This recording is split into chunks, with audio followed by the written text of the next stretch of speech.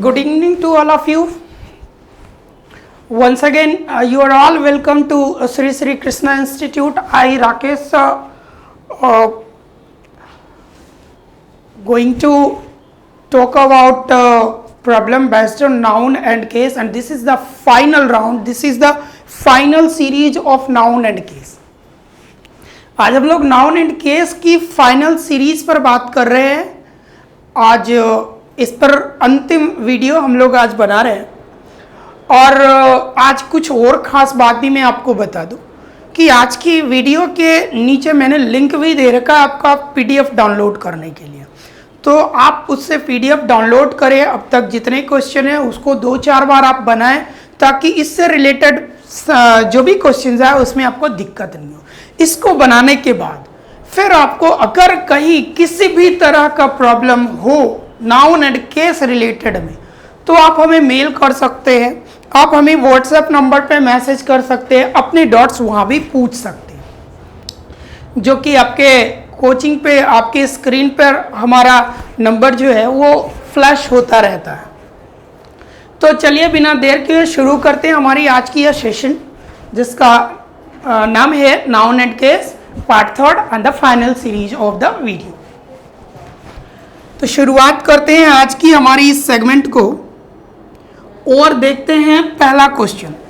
पहला क्वेश्चन है हमारा कि ही इन्फॉर्म्ड मी दैट, उसने मुझे यह सूचना दिया कि he had gone to one of the minister's residence, वह मंत्रियों में से एक मंत्री के घर गया. तो वही मिनिस्टर्स रेजिडेंस जो है इसमें आपने एस के बाद पोस्ट ऑफिस लगाना था. आपने क्या किया है कि एस के पहले पोस्ट ऑफिस क्वेश्चन में दे दिया. हमको इसको सुधार कर करना क्या होगा, सुधार कर हमको ये करना होगा कि पोस्ट ऑफिस जो एस के पहले लगा है उसको हटा देना है और एस के बाद पोस्ट ऑफिस का प्रयोग कर जाना है. नेक्स्ट क्वेश्चन की तरफ बढ़ते हैं. क्वेश्चन कहता है द बिल्डिंग्स रूफ. ये तो पहला सेगमेंट पहला पार्ट ही आपका एरर निकल गया. क्यों निकल गया? क्योंकि यहाँ पर हम देख रहे हैं कि बिल्डिंग भी हमारी जो है नॉन लिविंग है और रूफ भी हमारी नॉन लिविंग है. ठीक है, क्या है? बिल्डिंग भी हमारी नॉन लिविंग है और रूफ भी हमारी नॉन लिविंग है. ऐसी प्रक्रिया में क्या होगा कि इनको पॉजिटिव बनाने के लिए हम दोनों के बीच ऑफ का प्रयोग करेंगे. मतलब लिखना पड़ेगा कि the roof of the building, the roof of the building लिखना पड़ेगा, तब जाकर हमारा ये सही हो जाएगा. इस लिहाज से अगर हम आंसर देखेंगे तो आंसर हमारा हो जाएगा सी. अगले क्वेश्चन की तरफ बढ़ेंगे. कहता है I visited John's and Mary's house. ये कल भी मैंने डिस्कस किया था पिछले वीडियो में कि जॉन और मैरी ये दोनों के घर की बात हो रही है क्योंकि इनके लिए कपल का प्रयोग हुआ. कपल का प्रयोग हुआ का मतलब है कि ये दोनों हस्बैंड वाइफ है. ठीक है, तो जैसे हस्बैंड वाइफ है तो दोनों का घर एक ही होगा और इस प्रक्रिया में क्या होगा कि जॉन पर से पोस्ट ऑफिस एस आपको हटाना पड़ेगा और मैरी में पोस्ट ऑफिस एस आपको अटैच करना पड़ेगा जो किया हुआ है. तो इस लिहाज से अगर हम आंसर पे जाएंगे तो आंसर का पार्ट हमारा बी हो जाएगा. अगले क्वेश्चन की तरफ बढ़ते हैं और देखते हैं अगला क्वेश्चन.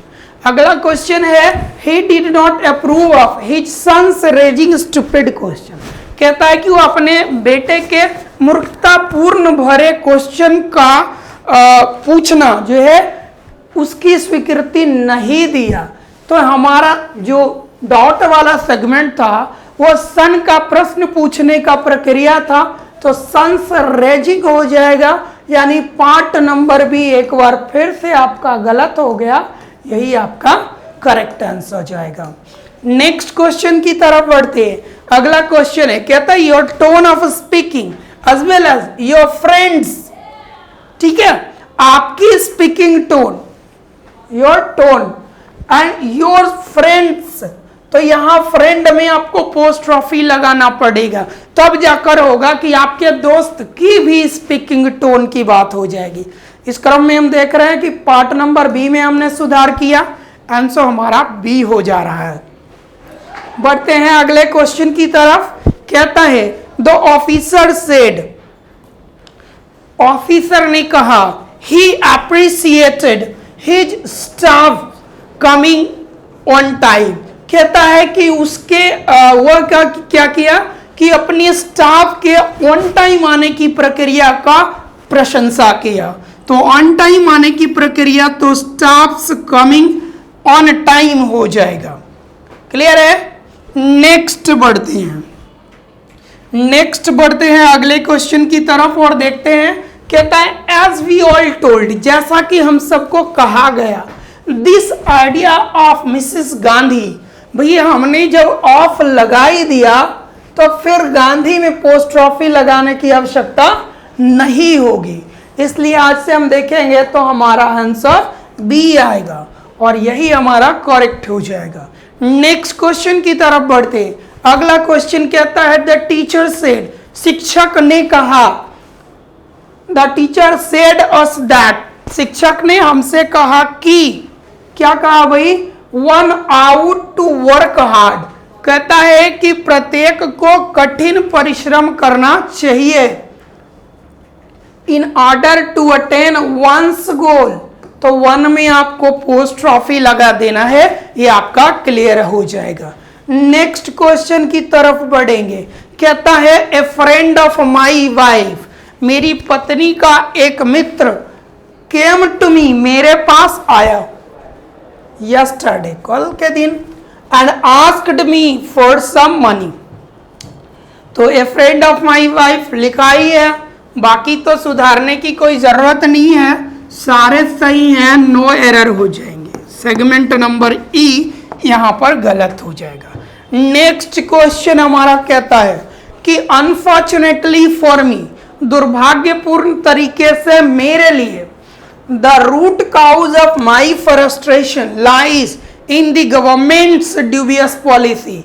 तो कहता है कि जो मेरे तरफ से जो हमारी फ्रस्ट्रेशन की जो रूट कारण है वो क्या है कि सरकार की संदेहास्पद ये जो पॉलिसीज है, यही मेरे फ्रस्ट्रेशन का मुख्य कारण है।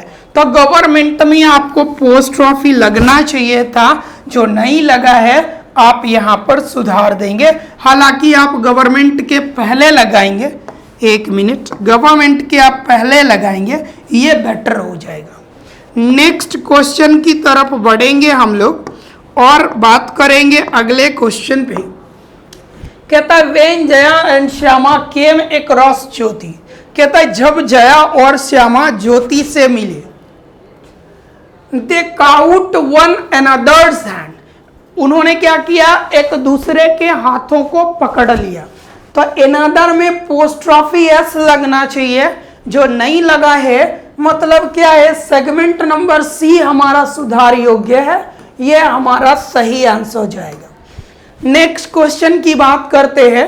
कहता है the former PM of India, भाई हमने जब ऑफ लगा दिया तो फिर पोस्ट्रॉफी की जरूरत खत्म हो गई। ये जो एक्स्ट्रा पोस्ट्रॉफी लगा है इसकी आवश्यकता बिल्कुल ही नहीं है, आपने इसको हटा देना है, यह सब सही हो जाएगा। नेक्स्ट क्वेश्चन की तरफ बढ़ते हैं। अगला क्वेश्चन कहता है it was India's past glory, यह भारत की बीती हुई समृद्धि है, यह भारत की बीती हुई समृद्धि थी। That attracted A number of invaders, जिसने क्या किया कि बड़ी संख्या में आक्रमणकारियों को आकर्षित किया। इन द रिमोट पास्ट, बीते पास्ट में, पॉजिटिव वाला कोई बात है नहीं। इंडियाज पास्ट ग्लोरी का मतलब हुआ कि भारत की बीती हुई प्रसिद्धि, बीती हुई विरासत। सही है, सुधार की कोई आवश्यकता नहीं है, आप ई की तरफ जाओगे और ये आपका आंसर हो जाएगा।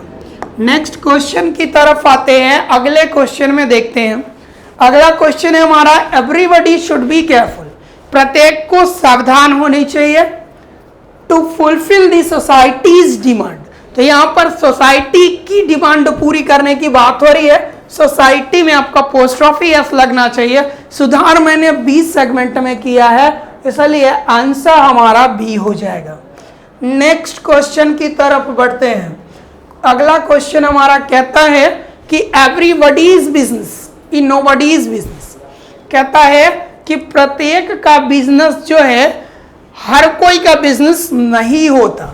Everybody is business is nobody is business. ठीक है, said the teacher to the student, ऐसा शिक्षक ने कहा। तो सही है, कोई एरर नहीं है, सब सही है। ई लगा दो। Next question, he told her that, ये दैट की स्पेलिंग गलत है, सुधार के लिख लेना। He told her that he had ever seen her with his mind's eye. सही है ये भी, कल इस पर हमने डिस्कस किया था पिछले वीडियो की सीरीज में, आप इसको चेक कर लेना कि सी वन विथ वंस माइंड का मतलब होता है किसी को अपनी मन की आंखों से देखना। तो लाइन सही है हमारा, कहीं से कोई सुधार की आवश्यकता नहीं है।